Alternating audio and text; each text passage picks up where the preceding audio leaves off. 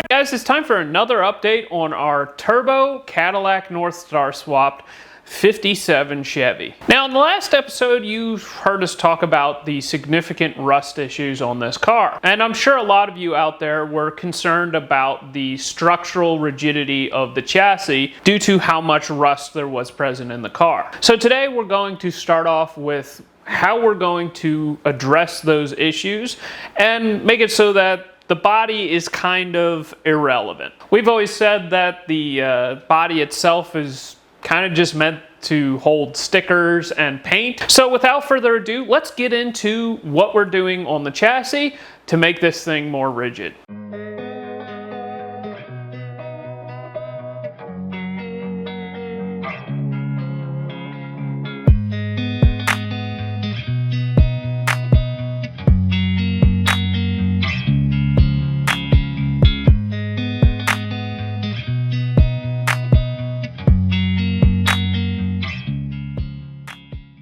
Alright guys, let's talk about the roll cage. This started out life as an S&W Tri-5 850 cert roll cage kit.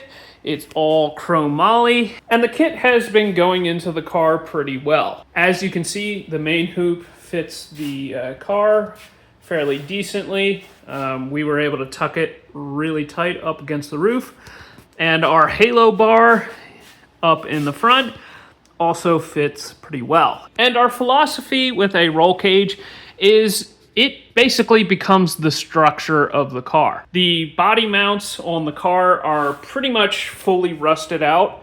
If you guys aren't familiar with Tri-5 Chevys, there's basically ribs that go across the floor in a bunch of places. I believe there's one here, one about here, one here, and some more back there. You can still see the one body mount right there. And this is basically what attaches the body to the frame and gives it structure. Now, our car is rusty enough that a lot of these ribs going through the floor are basically completely gone. So we are going to use this roll cage and turn it into essentially our body mounts. We are going to weld the cage to the body, and then you can see that we have our outriggers from the frame, which will be welded to the frame. The plan is to add some reinforcement here and then add a plate that attaches this main hoop to the body in a couple of places. And rather than having a body mount in a bunch of locations here, it will all be tied into the body of the car. This will essentially make the car into a unibody construction, and we will also attach it up here in the front as well. Now, the one thing that we did not like with this S&W roll cage kit was the A-pillar bar. Typically, your A-pillar on a normal car comes sort of at an angle coming forward like this.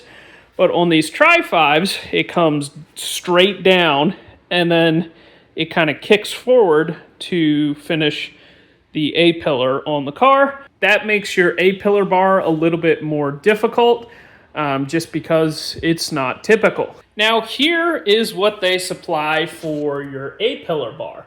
Basically, they want you to just install this in the car, sort of like this, I think, and it just goes straight down to the floor. I'm not a huge fan of this arrangement because your A-pillar bar ends up coming at this sort of hard angle and doesn't really match the A-pillar post. And so we decided to just not use this guy and remake the A-pillar bars. And that is what you see right here. So let me get this mocked up in the car and I'll show you what it looks like. All right, here is what we have come up with.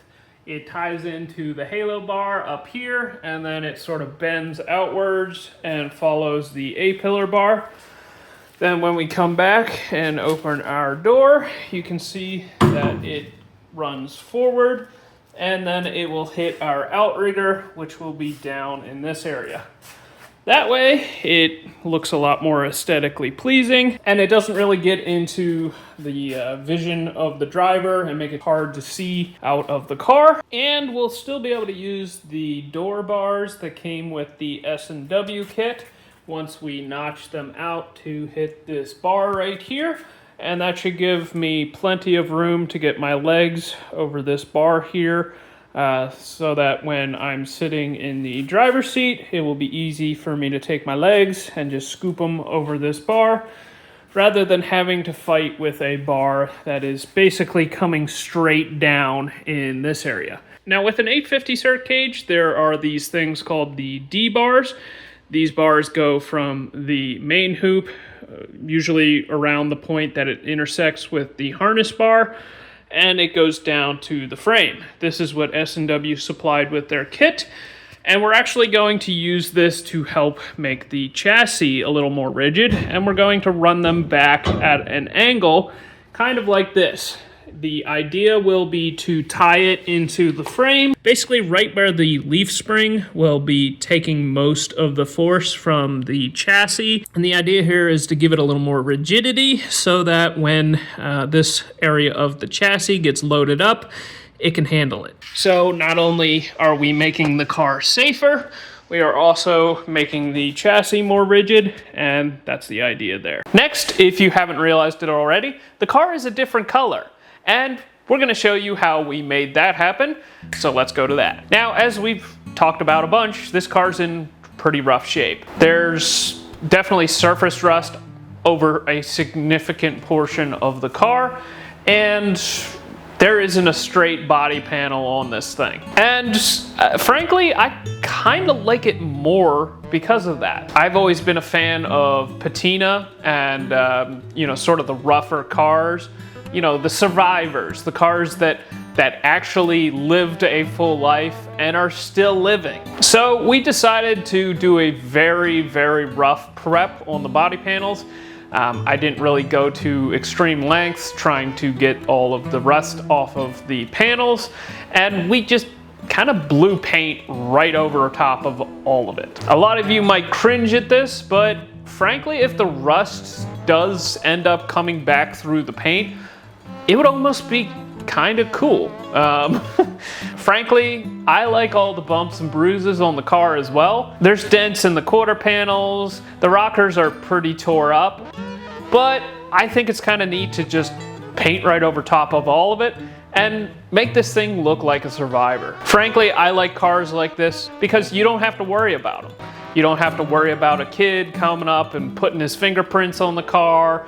You don't have to worry about somebody accidentally opening their door into it. Not that I am encouraging people to come over and damage my car, but it just lowers the stress level, and you don't have to constantly be worried about working on the thing and worried about your belt buckle rubbing through the paint or anything dumb like that. The roof on this thing is a total mess. Obviously, somebody must have gotten up on top of this thing and danced on it or something. There's both dents going in and dents coming out, so they obviously must have tried to straighten the thing at some point in its life. But we did pretty much the same thing as what we did with the body. We just did a light prep and fogged some International Harvester white tractor paint right over top of it. And I'm super happy with how it came out. This has been something I've been planning for a long time, and I've looked at thousands of 57 Chevys and come to this color combination kind of being my favorite. And even if we had spent the time to, really paint this thing right, I kind of like the corncob look, and I'm super happy with the thing. So with the paint out of the way, next, let's talk about the rear suspension. All right, next we're going to talk about the rear suspension on the car. Now, these cars are factory equipped with a leaf spring style rear suspension, and I'm a big fan of leaf springs. If you guys remember my Studebaker, you'll know that it was a leaf spring car, and we made that thing work pretty dang good with just a simple set of slapper bars here on the bottom of the leaf spring. we were able to make that car go low 1.4 60 foot. And I think that's about all I really want out of this car. The problem is this leaf spring here is pretty far out. It is outboard of the factory frame rail, and it's going to make it a little bit difficult to get a larger tire onto this car, just because we got to deal with brakes in this area and that sort of thing. So I found a kit online that allows you to basically take this leaf spring and move it so that it is basically in line with the frame. Since we got to build a rear for this car anyways, we might as well move the leaf spring in a bit. And since we are again going to tie the roll cage into the suspension here, this will work in our favor. All right, this is the kit that I bought. It was $78 off of eBay, and I basically looked for the cheapest one that I could find because I knew that I wasn't going to be using the full kit, and we'll get into that right now. So basically how this kit works is this part right here. You take your frame and you hollow it out, and then you stick this part up inside of the frame, and this becomes your front leaf spring mount. I'm totally fine with this part, but the rear part I'm not as big of a fan of. For the rear part, they expect you to cut this bracket off of the frame and then install this piece right here on top. This becomes your upper shackle mount.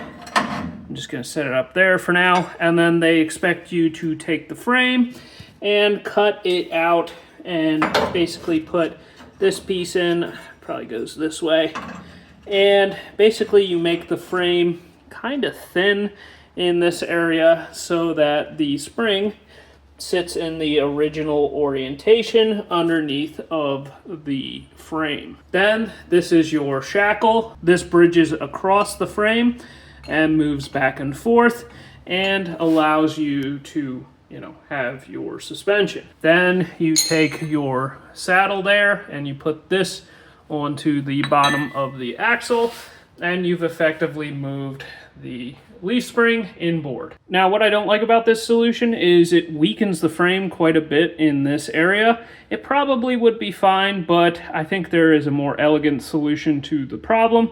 So we're basically going to take this kit, and everything from here over is going to go into the garbage, and all we're going to use is these two pieces. We may still use these leaf spring saddles, but I would like to install much taller ones onto the rear end of the car in order to lower it. So yeah, probably not. And in place of the rear shackle that they propose, we're going to put a leaf spring slider here on the bottom of the frame. Calvert Racing offers a set of leaf spring sliders that will work with the factory spring on the Tri-5 Chevys, and we can just install it right here on the bottom without weakening anything on the chassis. It will ever so slightly change the angle on our spring, but we can compensate for that when we install our leaf spring saddles on the rear when we are setting our pinion angle. As a side effect, we will have a much easier time building the floor here in the rear of the car,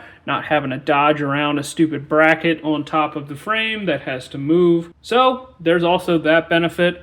With the leaf spring slider, we should also get much more free movement of the suspension, which should help us to cut better 60 foots. So we got a lot of moving pieces with this build. We got the cage that we got to get done, rear suspension work. We still got to build a turbo kit and get all of the cooling lines and fuel hoses and all kinds of brake system stuff to install on the car.